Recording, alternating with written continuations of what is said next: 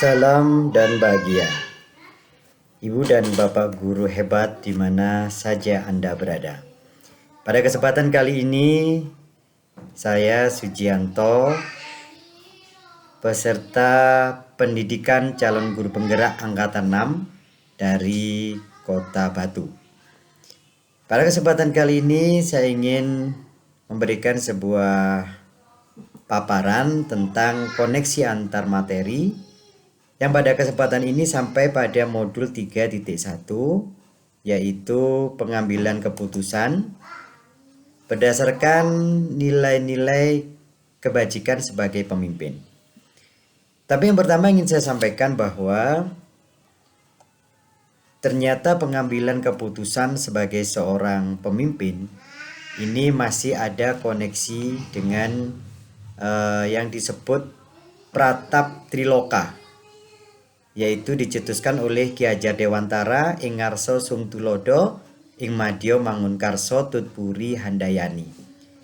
Artinya dimanapun kita berperan dalam sebuah institusi pendidikan, baik itu di depan, di tengah maupun di belakang, semuanya kita memiliki sebuah tugas mulia, tentunya dalam mengambil keputusan dimanapun saja kita berada, ini tetap harus berpihak kepada kebajikan pemimpin yang bersifat universal. Misalnya ada kemanfaatan, juga mengutamakan kebutuhan murid, dan tak kalah pentingnya adalah bagaimana keputusan yang kita ambil ini adalah langkah yang terbaik.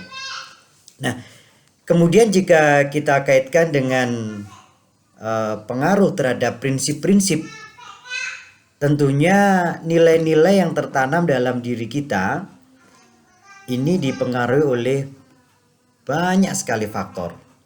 Di antaranya adalah faktor pengetahuan yang kita miliki.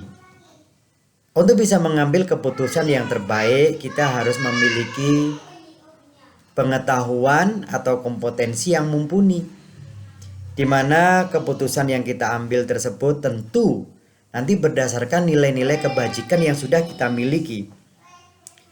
Apabila kita tidak memiliki keilmuan di dalam menerapkan nilai-nilai dalam mengambil keputusan, tentu keputusan yang kita ambil ini nanti akan mendapati banyak sekali hambatan dan rintangan ke depan. Maka sebelum kita memutuskan sesuatu, maka kita harus memahami terlebih dahulu nilai-nilai yang terkandung di dalam asas-asas pengambilan keputusan, agar keputusan yang kita sudah ambil ini lebih bisa bermanfaat untuk banyak pihak. Kemudian yang berikutnya, bahwa keputusan yang kita ambil ini pasti berhubungan dengan orang lain. Maka kita harus memahami karakteristik orang-orang yang terlibat dalam keputusan yang akan kita ambil. Nah, salah satu cara untuk bisa kita membangun komunikasi yang baik itu adalah dengan menerapkan prinsip coaching, di mana fokusnya adalah pada personal. Bagaimana kita bisa memberikan ruang kepada rekan-rekan kita untuk menceritakan hal-hal yang menjadi pemikirannya. Bahkan kita juga akan menggali dengan pertanyaan-pertanyaan pemantik agar solusi itu datang dari personal lawan bicara kita. Seminimal mungkin kita memberikan solusi, tetapi dengan prinsip coaching, ini kita memberikan keleluasaan kepada rekan kita untuk memiliki motivasi internal, sehingga kita bisa bersama-sama melangkah untuk memajukan dan mengembangkan rekan yang sedang berkomunikasi dengan kita. Kemudian yang selanjutnya adalah bagaimana guru ini memiliki kemampuan untuk mengelola dan menyadari aspek-aspek emosionalnya. Guru adalah suri tauladan. Guru adalah sosok panutan, yang mana karena menjadi figur yang langsung berhadapan dengan murid-murid, maka guru harus memiliki kompetensi emosional yang dapat memberikan motivasi intrinsik kepada murid-murid untuk selalu senantiasa menerapkan emosional yang sudah kita contohkan secara langsung tersebut. Selain itu, tentu sebuah keputusan ini dihadapkan dalam beberapa paradigma. Ada dilema etika, ada juga bujukan moral, yang mana setiap keputusan kita ambil perlu memperhatikan 4 paradigma, juga 3 prinsip dan 9 langkah untuk menguji sebuah keputusan yang kita ambil. Tentu hal ini memerlukan pengetahuan yang komprehensif sehingga keseluruhan bisa kita terapkan bagaimana aspek sosial emosional kita dalam mengambil keputusan, bagaimana kita bisa mengelola motivasi intrinsik agar bisa dicapai oleh orang-orang yang ada di sekitar kita. Tentunya hal ini berhubungan pula dengan hal-hal yang perlu diperhatikan dalam mengambil keputusan. Ibu dan Bapak guru hebat di mana saja Anda berada, ternyata masalah moral atau etika ini kembali kepada nilai-nilai kebajikan universal, kembali kepada nilai-nilai kepemimpinan.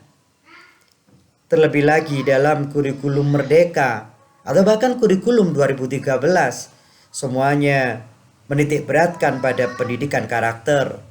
Maka hal ini harus pula kita sambungkan bahwa pengambilan keputusan ini tentu didasarkan pada nilai-nilai moral dan nilai-nilai etika yang bisa membangun manusia Indonesia seutuhnya.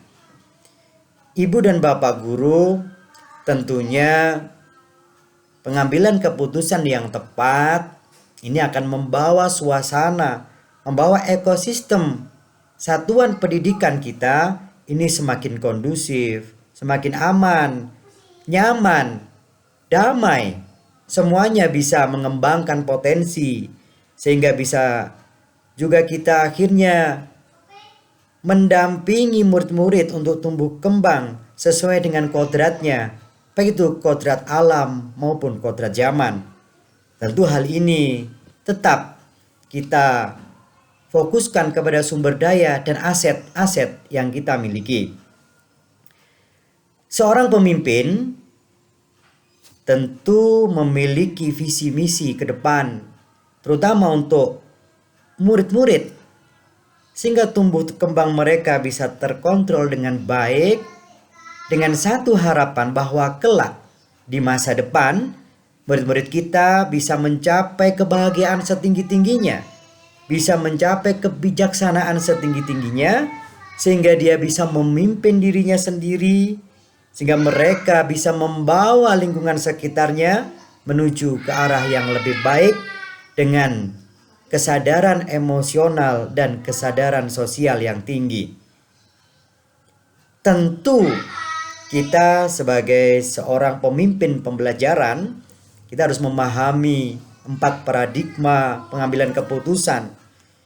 Bagaimana keputusan itu, apakah bersinggungan antara individu dengan kelompok masyarakat atau kelompok yang lebih besar? Bagaimana pengambilan keputusan ini, apakah ada hubungannya antara jangka pendek dengan jangka panjang? Hubungannya apakah ada antara kebenaran dan kesetiaan dan lain sebagainya. Kemudian prinsip-prinsip, apakah ini kita menganut bagaimana hasil akhir dari keputusan yang kita ambil, ataukah berdasarkan rule atau peraturan-peraturan yang ada. Semuanya ini harus berdasarkan prinsip-prinsip yang kita akan terapkan. Termasuk ada 9 langkah uji. Apakah ada uji legal? Apakah bagaimana setiap keputusan yang kita ambil ini sudah kita refleksikan kemanfaatannya, efeknya terhadap lingkungan, juga terhadap orang-orang yang terlibat dalam sebuah keputusan yang akan kita ambil. Ibu dan Bapak guru hebat di mana saja Anda berada, sebelum mempelajari modul ini, kami yakin kita sudah pernah mengambil sebuah keputusan. Tetapi justru setelah kita mendalami modul 3.1 bahwa pengambilan keputusan ini didasarkan pada nilai-nilai kebajikan sebagai seorang pemimpin. Jika dahulu keputusan yang kita ambil secara spontanitas, kadang-kadang untuk menyelamatkan salah satu pihak saja, kadang kita berpegang teguh pada sebuah peraturan dan tata tertib yang kita anut. Tetapi terkadang kita tidak juga memperhatikan efek dari keputusan yang kita ambil. Maka sekarang kita ada sebuah kompetensi untuk menganalisis sebuah permasalahan yang sedang muncul. Sebelum kita mengambil keputusan, kita kolaborasikan, kita diskusikan, kita timbang-timbang dulu efek-efek negatif maupun positif yang nantinya akan muncul pada keputusan yang kita ambil. Memang kita tidak bisa, bahkan kita tidak mungkin membahagiakan semua pihak. Tetapi setidaknya sebuah keputusan yang kita ambil, baik itu sebagai pemimpin pembelajaran maupun sebagai pemimpin dalam institusi pendidikan, keputusan tersebut berpihak kepada murid, berpihak kepada pembelajaran, berpihak kepada pengembangan pengetahuan dan keterampilan, meskipun ada sedikit pihak yang akan merasa tercederai dari keputusan yang kita ambil. Bapak dan Ibu guru hebat di mana saja Anda berada, modul pengambilan keputusan berdasarkan nilai-nilai kebajikan sebagai pemimpin ini sangat-sangat penting. Mengingat kita sebagai guru, sebagai pemimpin pembelajaran, kita dihadapkan pada dilema etika, dihadapkan pada bujukan moral yang menuntut kita untuk segera mengambil keputusan yang terbaik. Maka mari kita mempelajari berbagai macam paradigma, prinsip, dan uji pengambilan keputusan sehingga ke depan semuanya bisa berjalan lebih baik. Mari kita berani mengambil sebuah resiko, berani mengambil sebuah keputusan yang kurang diterima oleh banyak pihak. Tetapi satu kata yang menjadi kunci kita adalah kita lebih berpihak kepada layanan pendidikan dan pengajaran kepada murid-murid kita, dan kita berpihak pada pengembangan dan peningkatan layanan pendidikan dan pengajaran. Demikian, semoga bermanfaat khususnya bagi saya secara pribadi dan khususnya kepada pemirsa sekalian. Salam dan bahagia. Wassalamualaikum warahmatullahi wabarakatuh.